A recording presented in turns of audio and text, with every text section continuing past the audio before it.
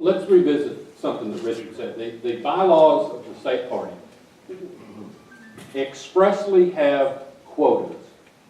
I know that's not a good word, but that's the word I'm going to use. That's what it is. It is. Quotas for not only minority representation, but based on gender. That frankly were shocking to me when I read them. It shocked me that there was a minimum requirement for both women and minorities, regardless of whether or not they were the best people for the job. Leave women alone now. Okay, the minimum requirement of men. And Richard, you and Ed may answer this. That's all the result of a consent decree? No. The gender rule is a national party rule. That's correct. Gender rule is national. That's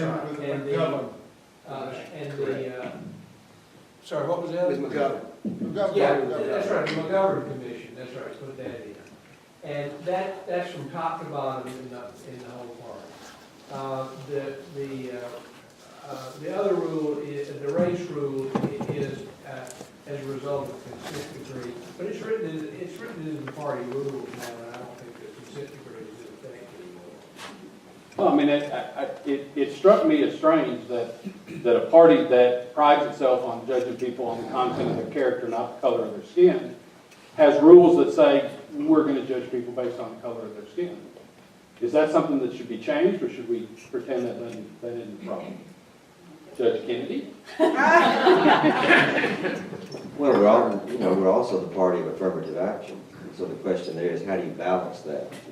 There was a time in Alabama that we all know that women and people, and probably even today, I'm sure that people of different genders and our sexual orientation still feel as if they're disenfranchised from living in the mainstream of whether it's the social fabric of a community in Alabama or whether it's a political party. So some way you got to maintain a balance between affirmative action, even though it's self-imposed, and also where you then use that affirmative action, as Rika was talking about, to take it one step further.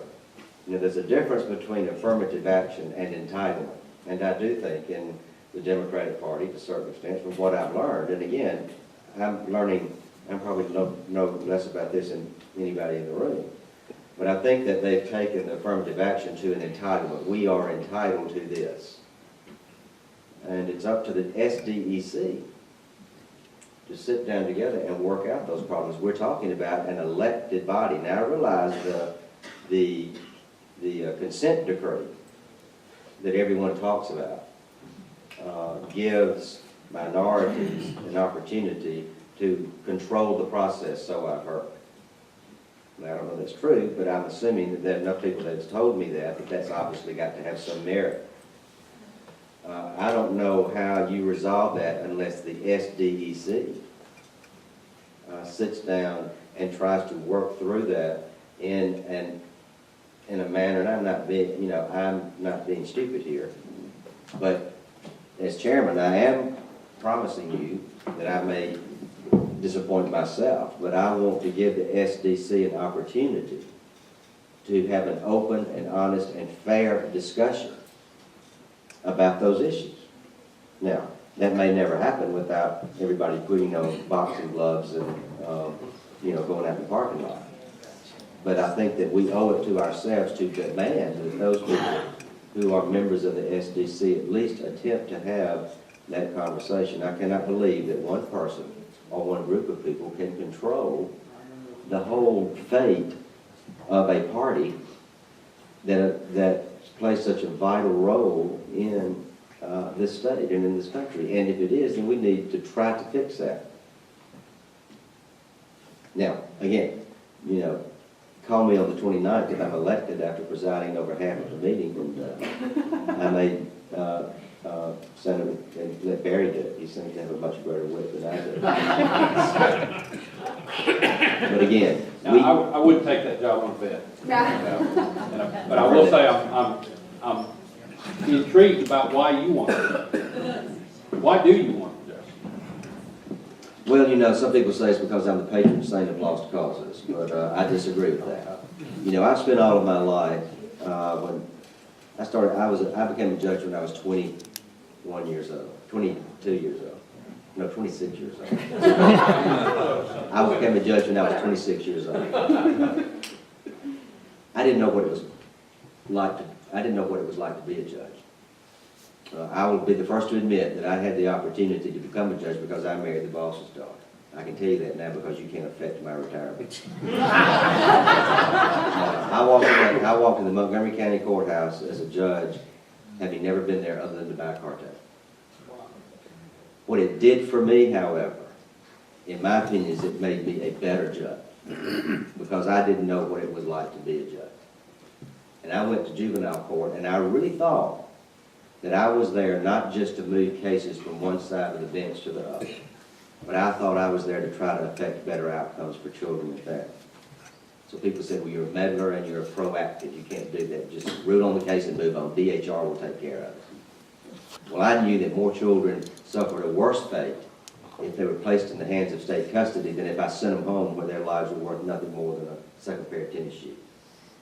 So I had to figure out for myself, how can I be a part of the solution? And the way I did it is I began volunteering. And Peggy and I worked hard for years and years in trying to do what we can to raise awareness about the plight of children in Alabama.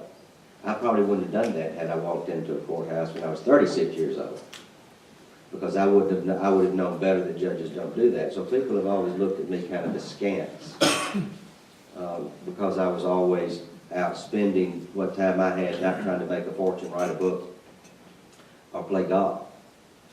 I was out there trying to help families and children, and I think it's because of that social worker in me, because I feel that there's a better way. I feel for the plight of the less fortunate. I've worked with them for 22 years in court. I saw their suffering. I was part of that system that visited justice, but oftentimes visited pain and injury to people. I left the Supreme Court of Alabama disillusioned with our judicial system because of what it had become so politicized by the time that I retired. I retired the year before Frank Cook, who was one of the best Supreme Court justices, was defeated. I told Frank Cook in Ralph Cook, I'm sorry. You looking at Frank Addison? Yeah. But when I went on that court, I served with Oscar Adams, with Janie Shores, with Renaud Almond, Red Jones, Henry Steagall, some of the greatest legal minds in the state of Alabama. When I left that court and retired, I left a great legal mind, and that was Ralph Cook. And unfortunately, he ran the next year, and he was defeated. So the reason I guess I want to do this is I have the time and the energy. I still believe in having a dream. I believe in having a vision. And I believe that the Democratic Party is the way that people will fare the best in this state because of what we stand for.